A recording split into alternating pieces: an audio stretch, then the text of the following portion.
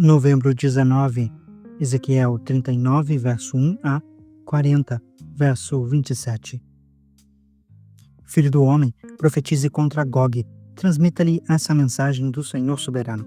Sou seu inimigo, ó Gog, príncipe que governa as nações de Meseque e Tubal. Eu o farei dar a volta e o trarei do extremo norte e o conduzirei em direção aos montes de Israel. Derrubarei o arco de sua mão esquerda e as flechas de sua mão direita. Você, seu exército e seus aliados morrerão nos montes. Eu os darei como alimento aos abutres e aos animais selvagens. Você cairá em campos abertos, pois eu falei, diz o Senhor soberano. Enviarei fogo sobre Magog e sobre todos os seus aliados que vivem em segurança no litoral. Então eles saberão que eu sou o Senhor. Assim, farei conhecido meu santo nome no meio de meu povo Israel. Não deixarei que ninguém desonre meu nome. E as nações também saberão que eu sou o Senhor, o Santo de Israel.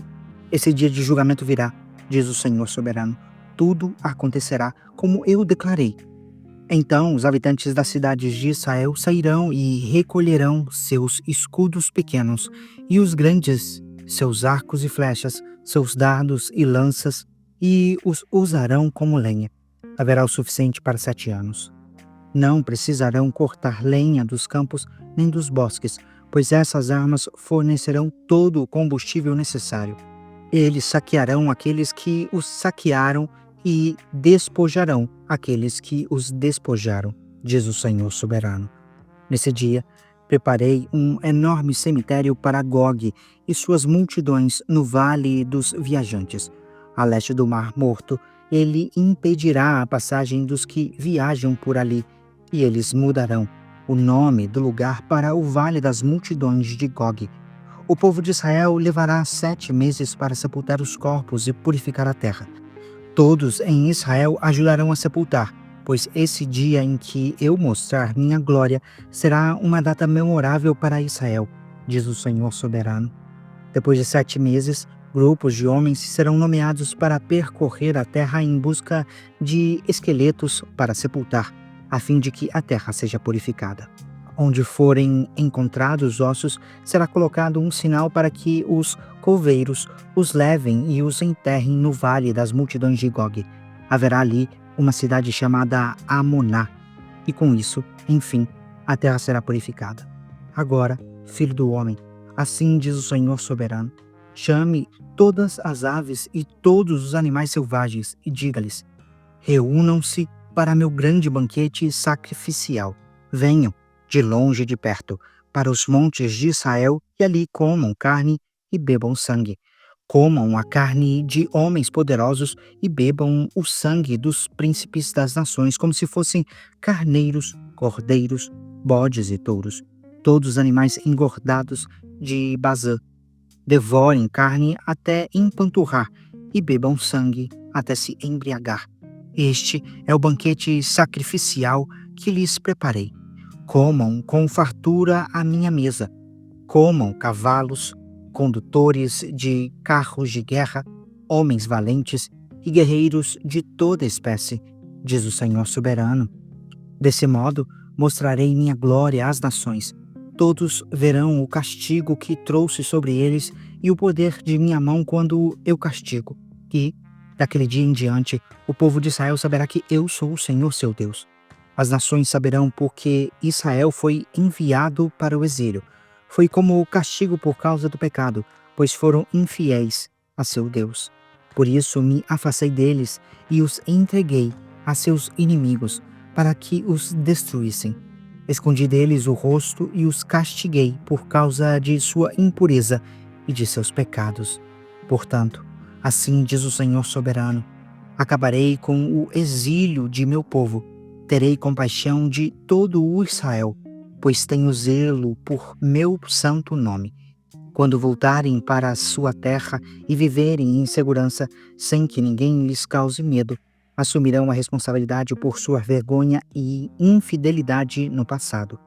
Quando eu os trouxer de volta das terras de seus inimigos, mostrarei minha santidade no meio deles, para que todas as nações a vejam. Então meu povo saberá que eu sou o Senhor, seu Deus, pois os enviei para o exílio entre as nações e os trouxe de volta para sua terra.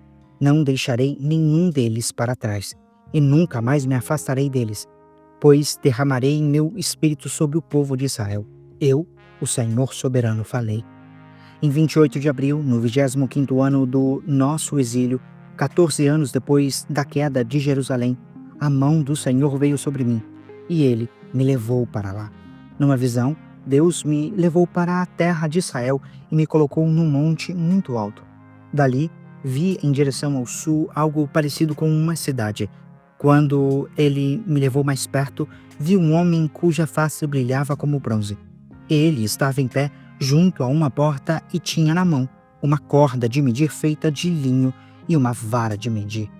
Disse-me: Filho do homem, observe e ouça, preste muita atenção a tudo que lhe mostrarei. Você foi trazido aqui para que eu lhe mostre várias coisas. Depois você voltará ao povo de Israel e contará tudo que vir. Vi um muro que cercava completamente a área do templo. O homem pegou a vara de medir de 3 metros de comprimento e com ela mediu o muro, que tinha 3 metros de espessura e 3 metros de altura.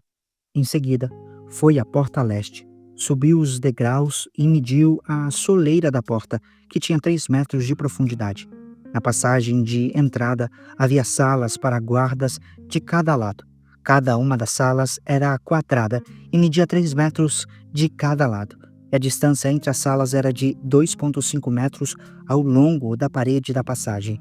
A soleira interna da porta, que dava para o pórtico na extremidade interna da passagem de entrada, tinha 3 metros de profundidade. Ele também mediu o pórtico. Tinha 4 metros de extensão e suas colunas tinham 1 metro de espessura. Esse pórtico era a extremidade interna da passagem de entrada e era voltado para o templo. Havia 3 salas de cada lado da passagem de entrada.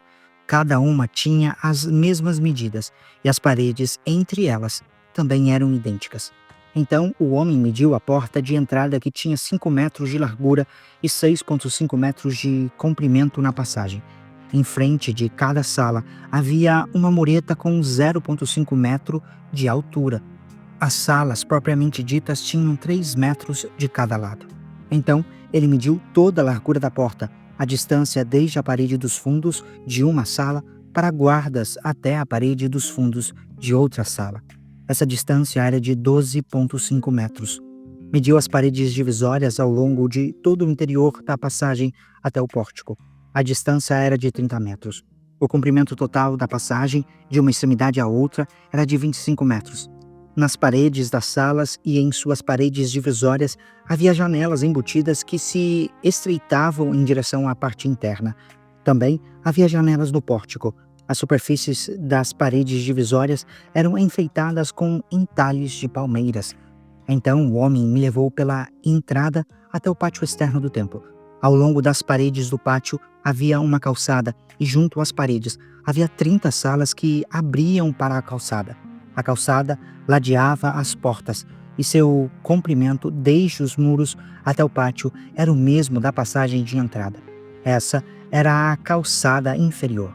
Em seguida, o homem mediu a largura do pátio externo do templo, entre a entrada externa e a interna, e a distância era de 50 metros. O homem mediu a porta norte da mesma forma que a leste.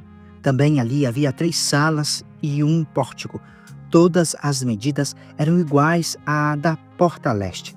A passagem da entrada tinha 25 metros de comprimento e 12,5 metros de largura entre as paredes dos fundos de uma sala para guardas e a parede dos fundos de outra sala.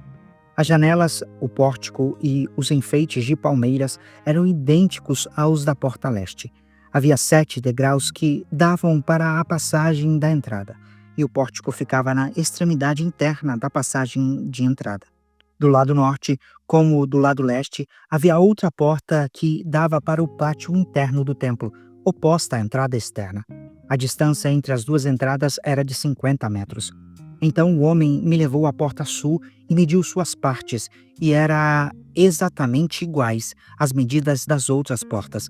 Tinha janelas ao longo das paredes, como as outras, e um pórtico, no qual a passagem de entrada abria para o pátio externo. E como nas outras portas, a passagem de entrada tinha 25 metros de comprimento e 12,5 metros de largura. Essa entrada também tinha uma escada com 7 degraus que davam para ela, um pórtico na extremidade interna e enfeites de palmeiras nas paredes divisórias. E aqui também havia outra entrada que dava para o pátio interno, oposta à entrada externa. A distância entre as duas entradas era de 50 metros. Tiago 2, verso 18a, 3, verso 18. Mas alguém pode argumentar: uns têm fé, outros têm obras. Mostra-me sua fé sem obras e eu, pelas minhas obras, lhe mostrarei minha fé. Você diz crer que há um único Deus. Muito bem, até os demônios creem nisso e tremem de medo. Quanta insensatez! Vocês não entendem que a fé sem as obras é inútil? Não lembram que nosso antepassado Abraão foi declarado justo por suas ações quando ofereceu seu filho Isaque sobre o altar?